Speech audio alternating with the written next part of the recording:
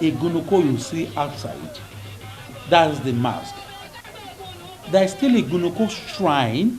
In the shrine, we have the Igunnuko shrine in that big shrine, in that IGBO-IGUNNU. We call Igunnuko shrine IGBO-IGUNNU, unlike other masquerade. It's only Igunnuko that has Igbo, and we refer to the shrine as IGBO-IGUNNU. We still have our fathers whose major religion is this Igunnuko. Then, when they want to appease, to make this sacrifice, it may not be that standing Igunnuko you are seeing. There is a shrine at which they appease the spirit of Igunnuko, but that one you see outside is a replicant, is a representative of the Orisha, the Igunnuko in the shrine, and the one you see outside. And he has the power to do and undo. Unlike other masquerades, Igunnuko practitioners, those that practice the religion, you don't just do Igunnuko within your locality with only your people in that same IGBO-IGUNNU, because the Tapa people that practice this Igunnuko as a religion, they are very united. And based on this, their unity, all Igbo around in that town and even across that state, Lagos to be specific, if there is, as we have Igunnuko festival taking place in Niger State, IGBO-IGUNNU, a Macaulay Mushin must be present. IGBO-IGUNNU from Kirikiri will be there, from Bariga will be there, from Ikorodu will be represented, from Badagry will be represented, and of course from Epetedo, where we have the first Igunnuko shrine.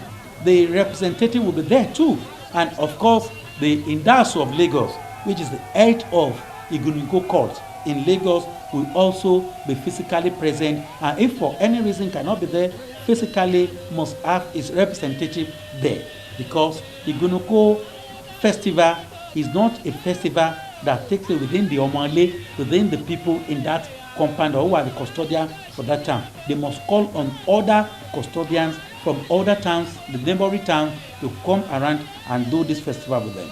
We do it as a family matters, and we have ethnics, we have group of people locating all over the Lagos state. Likewise, here is in Jecha, we have in Mochi, where I belong to. We have in Lagos Island, where my colleagues belongs to. The people that gather there, one, they will be the custodians. We have the custodians of this Igunnuko Cult, probably from that town and from the neighboring town. It's from the people you see around during that festival. Aside from that, you see Iyawole, the wives of the men of that family that practice that tradition. You see their wives there, you see the children there, then you see the friends and well-wishers. Then any other people around the community can come, people can come around and watch the festival, because Igunnuko festival is a peaceful festival. So people are free to come around if they just keep the do and don't of that festival. Because during the festival, we have the do and don't. If you agree to keep it, then you are free to be there. Anybody is welcome. If they are coming like this, people must give them chance of their shoe, of their cap. Smoking is not allowed. The Igunnuko Masquerade comes out almost every day of the festival. But the last day, which is the grand finale of this festival, is is the day that the memory always linger and the memory of all those present. Because there are a lot of things happening there. Because it's the last day. So we need to stage a special performance that has not been happening before that day. Though, before that grand finale, Igunnuko will be performing different, I can say magic, because Igunnuko has the magical power too, because his power is not ordinary. Different things, will be doing different magic to entertain the people around. Then that grand finale, the women folk will be there to perform. The Akoda or the Olopa will be there with their sword. Though almost every other day they'll be available to guide the masquerade. This grand finale, the last day, the Igunnuko will file out. They'll be larger in number than any other day. They can be up to 40, 50, 60. You see the tallest can be almost 40 or 50 feet, while the smallest can be of probably 4 feet. The biggest one and the smallest one will be working together. But because the smaller one, they are same Igunnuko, it's only the size that makes the difference. They have the same part. Though the Igunnuko can be differentiated with their colors. We have the black, we have the white. We have one that is mixed with white, black, and red, and they serve different purposes. But on that day, they file out together. Then they will perform.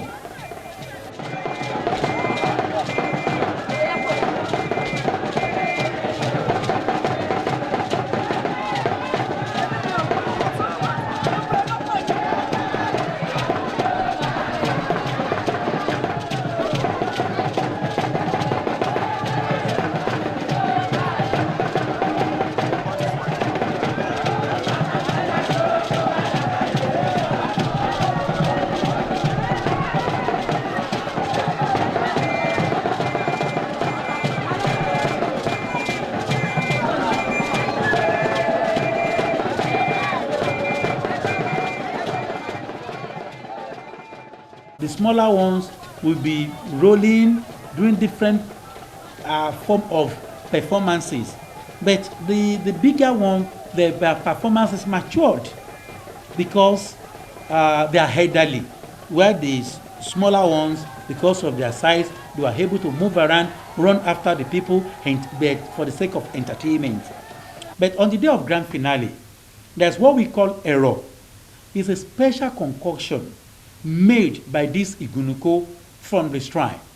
You are free to come closer, and the people will now give you that arrow inside a container. No matter the nature of your sickness, this arrow has the power to cure. And that is why you see people, everybody will be agitating to have that arrow. Because if you take it home, even before using it, when that arrow is anywhere in your home, the place is safe of any evil forces. Women are not allowed to enter Igunnuko shrine. They are not allowed. It's only men that can enter the shrine. But that doesn't mean that women are not important. They are very, very important. That hardly you see any Igunnuko masquerade without women around. They have their equivalent title with the men. You have Inokuti, Inagada, Etiko-Obere, and so on. It is the duty of us women to praise the deity during the Igunnuko festival. We also cook the food, and we also serve as Igunnuko police, that is Igunnuko Olokpa.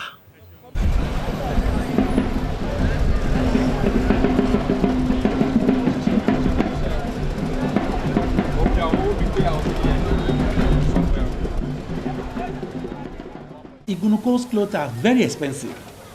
What ordinary man can put on, maybe 5 yards cloth that you put on, and people will say, this man has really spent money, look at what he's putting on. Igunnuko will put on almost 60 or 80 yards, depends. Some can consume more than that to make that long Igunnuko. But it's only the practitioners that contribute money to do this festival. And because they're expecting a lot of visitors and also practitioners from far places, so they must make provision for their entertainment, what they will eat and what they will drink. Our